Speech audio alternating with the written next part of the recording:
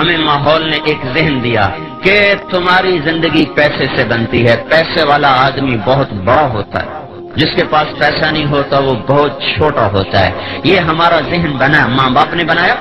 استادوں نے بنایا، اسکول نے بنایا، کالج نے بنایا، یونیورسٹیوں نے بنایا، بازار نے بنایا، باہر میں بنایا، کھیتوں میں بنا، اسمبلیوں میں بس ایک چیز بنی کہ پیسہ اور عہدہ اور منصب اور سواریاں اور گاڑیاں، یہ ہماری زندگی کی بڑائی ہے، یہ نہیں تو ہم چھوٹے، یہ ہے تو ہم بڑے۔ جب یہ غلامی کا ذہن بنا تو ہر انسان پیسے کو معبود بنا کے سفر کرنے لگا، پھر اس کی راہ میں اگر سچ آیا اس نے توڑ دیا، نماز آئی اس نے چھوڑ دی، سنت آئی اس نے چھری چلا دی، نبی کا طریق آیا اس نے اکھاڑ کے پھینک دیا، اللہ کی طرف کو بڑھنے کی راہیں بھول کر وہ پیسے کی طرف بڑھتا چلا گیا، ادھر کی راہیں طے کرتا گیا اور اللہ پاک سے دور ہوتا چلا گیا۔ اور یہ اس کائنات کے زمین و آسمان کے رب کا فیصلہ ہے اور اعلان ہے کہ یہ دنیا دھوکے کا گھر ہے، یہ مچھر کا پر ہے، یہ مکڑی کا جالا ہے، یہ ٹوٹ جانے کی کائنات ہے، یہ متاع ہے، یہ قلیل ہے، یہ دھوکے دار الغرور ہے، یہ بیت العنکبوت ہے، کسراب بقیۃ یحسبہ الظمآن ماء،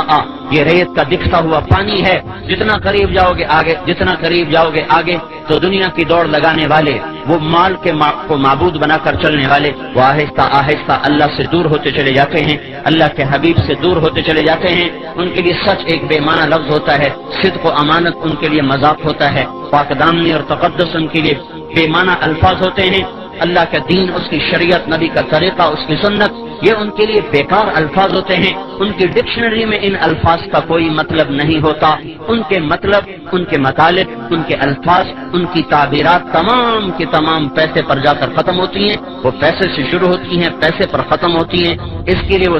سچ سے ملے گا تو سچ بولیں گے، جھوٹ سے ملے گا وہ جھوٹ بولیں گے، عدل سے ملے گا تو عدل کریں گے، ظلم سے ملے گا تو ظلم کریں گے، رشوت سے ملے گا تو رشوت دیں گے، ڈاکے سے ملے گا تو ڈاکے ڈالیں گے، وہ اللہ کو ناراض کر کے ملے گا تو اللہ کو ناراض کریں گے۔ یہ انسان کا عمل اس کے ذہن کے تابع ہے، اور ذہن بدلنا بڑا مشکل کام ہے۔ تبلیغ کا کام ذہن سازی کا کام ہے،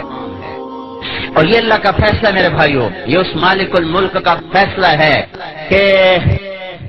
ایک دن زندگی موت سے شکست کھا جاتی ہے، پھر کمایا ہوا چھوڑ کے، دونوں جہان کی بازی ہار کے،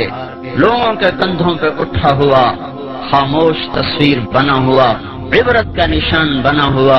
اپنی کمائیاں اوروں کے سپرد کر کے، اپنے خوبصورت بنائے ہوئے گھر اوروں کے حوالے کر کے، چھپ کر کے جا کر اندھیر گھر میں، کچی کوٹھڑی میں، دھوکے کے گھر کو چھوڑ کر اندھیروں کے گھر میں جا کر مٹی کی چادر اوڑھ کے ایسے سو جاتا ہے کہ اس کی اپنی اولاد بھی بھول جاتی ہے کہ کوئی باپ تھا، کوئی اماں تھی۔ یہ بات طے ہے کہ موت نے زندگی کو شکست دینی ہے، روز ازل سے یہ فیصلہ ہے کہ جب زندگی اور موت ٹکرائیں گے تو موت کی جیت ہے، زندگی کی ہار ہے۔ وہ پہلوان ہو، وہ سکندر ہو، وہ ذوالقرنین ہو، وہ چنگیز ہو، وہ نبی یا ولی ہو، صدیق و شہید ہو، کافر ہو، مشرک ہو، ادنا ہو، اعلیٰ ہو، مہتر ہو، کہتر ہو، یہ بات طے شدہ ہے بھائیو۔ جب بھی زندگی اور موت ٹکرائیں گے تو اللہ کا اعلان ہو رہا ہے فلولا اذا بلغت الحلقوم، آ گئی جان اچھل کے گلے میں، وانتم حینئذ تنظرون، تم بھی تو دیکھ رہے ہو کہ سانس اکھڑ چکا، گلے کا گھنگرو اب بول رہا ہے، تم بھی موجود ہوتے ہو، وَنَحْنُ أَقْرَبُ إِلَيْهِ مِنْكُمْ وَلَكِنْ لَا تُبْصِرُونَ، اور ہم تم سے زیادہ تمہارے آدمی کے قریب ہوتے ہیں پر تمہیں دکھائی نہیں دے رہا۔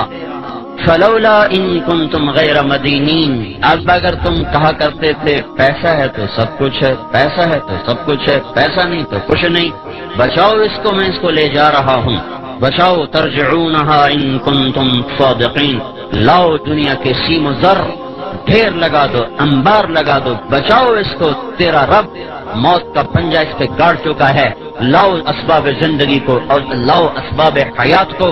سارے ٹوٹ جائیں گے اور مکڑی کے جالے کی طرح تار تار ہو کر بکھر جائیں گے، اور موت اپنے بے رحم ہاتھوں کے ساتھ اس کو اس طرح اٹھائے گی، پھر ایسے مٹائے گی کہ یہ حرف غلط کی طرح دنیا کی تاریخ سے مٹتا چلا جائے گا، اور انسانیت بھول جائے گی کبھی کوئی تھا، کبھی کوئی آیا تھا۔ اوروں کی تو کیا بات ہے، اپنی اولادیں بھول جاتی ہیں۔ میرے بھائیو، یہی اس دنیا کا آخری انجام ہے۔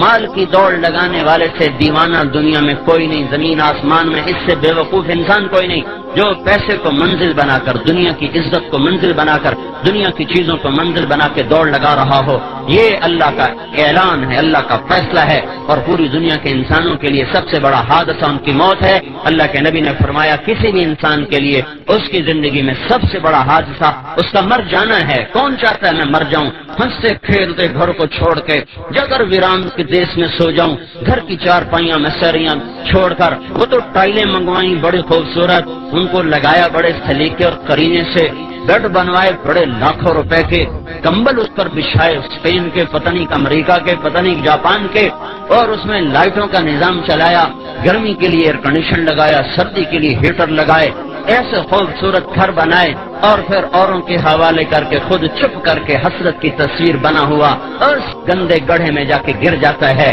جو کچی مٹی کا گھروندہ ہے، جو شاہ و گدا کے لیے برابر ہو جاتا ہے۔ وہ کمکمے جو اس کے کمرے میں جلتے تھے، آج جاؤ دیکھو تو صحیح، دیکھو تو صحیح، آج دن میں بھی اندھیرے ہیں، رات میں بھی اندھیرے اور دن میں بھی اندھیرے۔ جسے کوئی لباس پسند نہیں آتا تھا، آج لٹھے کی چادر میں اٹھ کے جا رہا ہے۔ 40-50 سال کی عمر میں اس کو کوئی جوڑا پسند نہیں آتا تھا، آج قیامت تک کے لیے ایک ہی جوڑے میں جا رہا ہے جو سلا ہوا بھی نہیں ہے، جو سلا ہوا بھی نہیں ہے، انسلے جوڑوں میں جا رہا ہے۔ جس نے باتھ روم پہ لاکھوں روپے لگا دے، ایک نہانے کے ٹب پہ 1 لاکھ۔ میں ایک مالدار کے گھر گیا، انہیں ٹب دیکھا کہ 1 لاکھ روپے کا ٹب آیا ہے۔ میں نے کہا تیرا بیڑا غرق ہو، تو اللہ کو جواب کیا دے گا؟ جس دیش کے غریب کا بچہ رات کو بھوکا سوتا ہو، اس میں مالدار نہانے کے ٹب پہ 1 لاکھ روپے لگا دے، اور باقی جو باتھ روم پہ پیسہ لگا وہ اس کے علاوہ ہے۔ تو ایسے خوبصورت باتھ روم میں غسل لینے والے کا آخری غسل دیکھو ایک پھٹے پہ دیا جا رہا ہے، ایک پھٹے پہ دیا جا رہا ہے۔ خوشبو بھرے صابن لگانے والے اور پرفیوم میں ڈوبے ہوں کو 3 دن کے بعد جا کے دیکھو، آج ان کی قبر سے بدبو کے پھبکے اٹھ رہے ہیں، کوئی ان کا فرسان حال باقی نہیں رہا۔ آج اس کے سر پہ سیرا سج رہا ہے، کل اس کے سر پہ کافور لگایا جا رہا ہے، آج اسے شیروانی پہنائی جا رہی ہے، آج کل اسے کفن پہنایا جا رہا ہے، آج اس کی بارات جا رہی ہے اور کل جنازہ جا رہا ہے، آج ڈولی میں بیٹھ رہی کل قبر میں اتر رہی ہے، آج شہنائیوں سے رخصت ہو رہی کل نوحے اور بین سے رخصت کیا جا رہا، آج ناچ گانے سے رخصت ہو یعنی کل کو چوڑیاں ٹوٹ رہی، گریبان پھٹ رہے، گلے پھٹ رہے، بال کھل رہے، اور سارا گھر زار و قطار رو رہا ہے۔ یہ رخصت کے عجیب مناظر ہیں، ایک ایک گھر تمہیں پکار پکار کے کہہ رہا ہے ارے دیوانوں پاگل اس دنیا سے جینا لگاؤ، یہ دھوکے کا گھر ہے، ٹوٹ جانے کا گھر ہے، ٹک ہرس و حوث کو چھوڑ میاں، مت دیس بدیس پھرے مارا، قذاق اجل کا لوٹے ہے، دن رات بجا کر نقارا، کیا بدیا بھینسا بیل شتر، کیا گونی پلہ سر بھارا، کیا گیہوں چاول موٹ مٹر، کیا آگ دھواں اور انگارا، سب ٹھاٹ پڑا رہ جائے گا جب لاد چلے گا بنجارا۔ دیکھو تو صحیح اٹھتے ہوئے جنازوں کو، دیکھو تو صحیح جوانوں کو شکست کھاتے ہوئے، دیکھو تو صحیح قبرستان کی ویرانیاں اور تاریکیاں۔ پھر ایک زمانہ آتا ہے، زمانہ بے رحم کروٹ بدلتا ہے اور قبروں کے نشان مٹاتا چلا جاتا ہے۔ سگی اولاد کہتی ہے پتہ نہیں اماں کی قبر کہاں چلی گئی، ہاں بیٹا پوچھتا ہے ابا دادی کی قبر کہاں ہے، وہ کہتا یہیں کہیں تھی بچے پتہ نہیں کہاں گم ہو گئی۔ ہے وہ بھول جاتے ہیں کوئی ان کے لیے ساری ساری رات کو اٹھا کرتی تھی اور ان کے لیے تڑپتی تھی، ان کو سلانے کے لیے خود جاگتی تھی،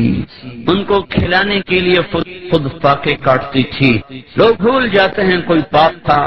جو گجران والا کی گلیوں میں بچوں کو کھلانے کے لیے در در کی ٹھوکریں کھاتا تھا، گرمی کی تند و تیز گرم ہوائیں، خزاں کے بے رحم تھپیڑے اس کی جوانی سے کھیلتے رہے اور وہ اپنی جوانی کو بھلاتا چلا گیا کہ میرے بچے خوشحال زندگی گزاریں۔ یہی بچے جب خوشحال زندگی بناتے ہیں تو اپنی باپ کی قبر بھی انہیں بھول جاتی ہے کہ کوئی تھا جو ان کے لیے جوانی رول گیا اور رل گیا اور مٹ گیا۔ اس بے رحم اور اس بے وفا دنیا کے لیے اس وفاؤں والے اللہ کو چھوڑ دینا، اس سے بڑی نادانی دنیا میں اور ہے کوئی؟ بھائیو اللہ کو مطلوب بناؤ، اللہ کو مطلوب بناؤ۔